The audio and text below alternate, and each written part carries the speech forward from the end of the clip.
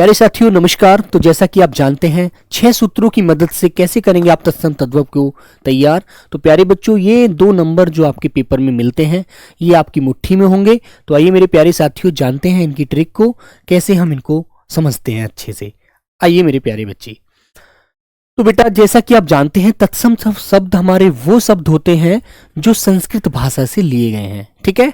और प्यारे बच्चों तद्भव वे शब्द होते हैं जो तत्सम से ही इनका उद्भव हुआ है, ठीक है मेरे बच्चों। जैसे बेटा उच्च, जब भी कभी आपको आधा वर्ण मिलेगा वो हमारा तत्सम शब्द होगा।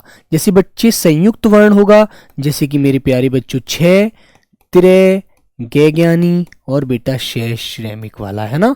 तो ये सभी हमारे तत्सम शब्दों के अंदर आता है। फिर प्यारे साथी आप जानेंगे कि जो हमारे बेटा चंद्र बिंदु वाले वर्ण शब्द होते हैं वे सभी शब्द हमारे तद्भव होते हैं, ठीक है। जैसे बच्चों ऊंचा और बेटा जैसे आपको दिख रहा है इकट्ठा, ठीक है ना। ऐसे जो शब्द हमारे साधारण शब्द होते हैं वे शब्द सभी हमारे क्या होते हैं, तद्भव होते हैं, है ना। तो बेटा अंधेरा, जैसे आपको दिख रहा है अंधेरा है, तो अंधेरा आप जनरल बोलते हैं, सामान्य भाषा में आपकी में आता है, तो अंधेरा भी तद्भव होगा। आइए तो प्यारे बच्चों कुछ सूत्र हैं हमारे 6 जिनसे आप समझेंगे कि हम तत्सम तद्भव को कैसे पहचान सकते हैं। देखो बेटा, जब भी किसी वर्ण में आपको 6 नजर आएगा तो वह शब्द प्यारे साथी हमारा क्या होगा, तत्सम होगा, ठीक है। देखो पक्षी यहां देखेंगे आप तो 6 है बेटा, इसका 6 बन जाता है, 6 छाता वाला, है ना।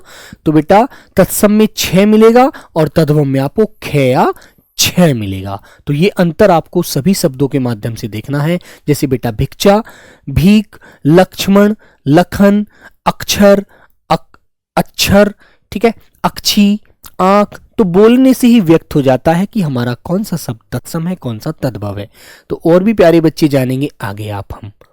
जैसे बेटा हमारे कभी भी तीनों जो श होते हैं, श, श और श्रेय, तो ये हमारे सभी तत्सम शब्दों के अंदर आते हैं। और बेटा जो छोटा स होता है सपेरा वाला वो हमारा तद्भव के अंदर आता है ना। तो प्यारे बच्चों जैसे श्रावण आपको दिखेगा श्रावण, श्रृंगार सिंगार, श्रृंग सींग, अश्रु आंसू, श्रृंगाल सियार, ठीक है, शवशुराल प्यारे बच्चों ससुराल। अब तुम्हें नजर आएगा कि ये यहाँ पर कैसा है बेटा, बड़ा ही कठिन शब्द है। इससे हमें पहचान सकते हैं कि कठिन शब्द हमारे हमेशा तत्सम होते हैं, तद्भव नहीं होते। अब तुम्हारे दिमाग में ये बात आनी चाहिए। और आधा वर्ण आ रहा है, वे आ रहा है, तो सीधी सी पहचान है तत्सम के अंदर ही आती है। आइए बच्चों दसम बेटा दशवां, साटिका सॉरी सटिक, साड़ी। तो बच्चों जब भी आपको वे मिलेगा तो प्यारे बच्चों वो बे के अंदर बदला हुआ मिलेगा। वे वाले शब्द हमारे सभी तत्सम होते हैं और प्यारे बच्चों बे वाले शब्द हमारे तद्भव होते हैं, ठीक है। तो आइए बच्चे, जो बच्चों चंद्र बिंदु जहां भी लगा मिलता है, जब हमारा चंद्र बिंदु जहां भी लगा मिलेगा वो प्यारे बच्चों हमारा तद्भव होगा। चंद्र बिंदु नहीं मिलेगा वो हमारे तत्सम शब्द होंगे, ठीक है ना। और प्यारे साथी तत्सम के ऊपर बेटा हमारा अनुस्वार आता है, ये भी आपको ध्यान रखना है, ठीक है। आइए बच्चों आगे की ट्रिक और जानते हैं। तो बच्चों जहां भी रे वर्ण किसी शब्द के ऊपर या नीचे आए तो वह शब्द तत्सम होगा, ठीक है। जैसे प्यारे बच्चों आपको पता है एक ऐसे हम रे लगाते हैं, एक रे हम ऊपर लगाते हैं।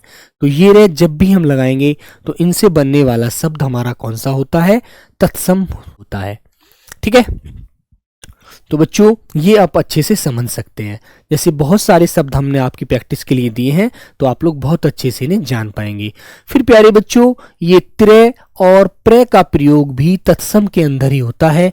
जैसे बच्चे कुपुत्र, चित्रक, रात्रि, राजपुत्र, शूत्र, तत्र, ठीक है। ऐसे ही बेटा प्रिय, प्रथम, प्रहर, प्रेरणा, पृष्ठ, प्रावण, ठीक है। ये शब्द आपको आपके अभ्यास के लिए देखने को मिल जाएंगे, ठीक है मेरे प्यारे साथी। तो बेटा यही थी हमारी एक छोटी सी ट्रिक जिसके माध्यम से आप तत्सम तद्भव का ज्ञान बहुत अच्छे से कर सकते हैं, ठीक है साथियों। तो सभी को जय हिंद, जय भारत।